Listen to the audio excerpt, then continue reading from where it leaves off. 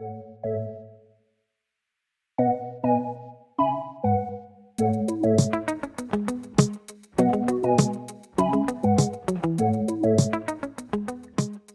think it's really important while thinking about teaching to consider what some of the really big issues are, and that's what we want to explore in this discussion.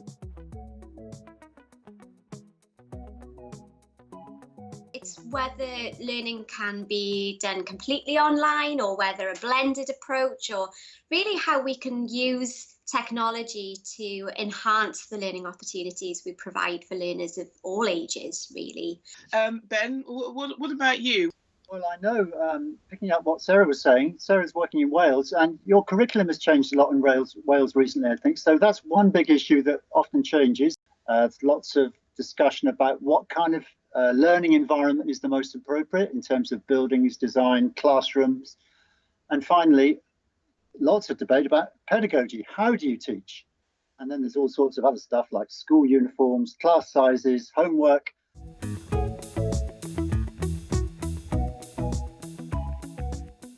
There are possibly two things that I strongly recommend.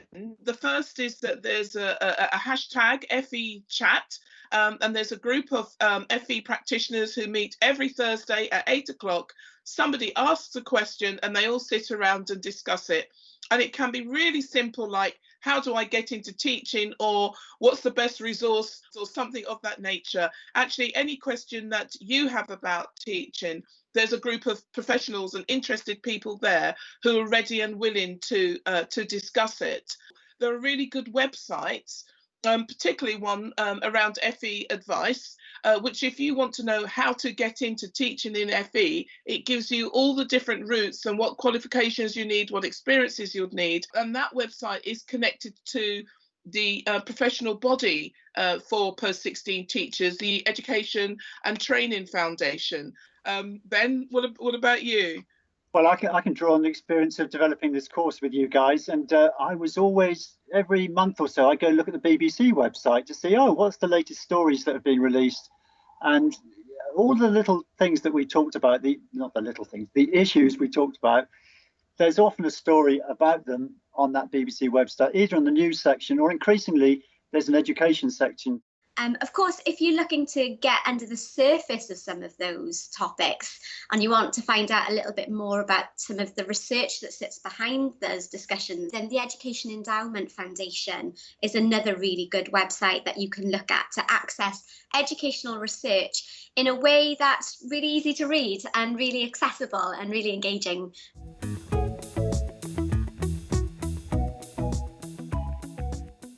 One of those big questions, particularly at the moment, is curriculum. What should the curriculum look like? What should it include? How should it be organised? Where should the balance be between knowledge or skills? How do we assess the things that have been learnt? So it's hearing all of the different people's voices that need to feed into what a really good modern curriculum should look like. If I can talk about England a bit, my observation is that there's lots of debate about too much change in England, too much going on, and teachers not being able to keep up with the change.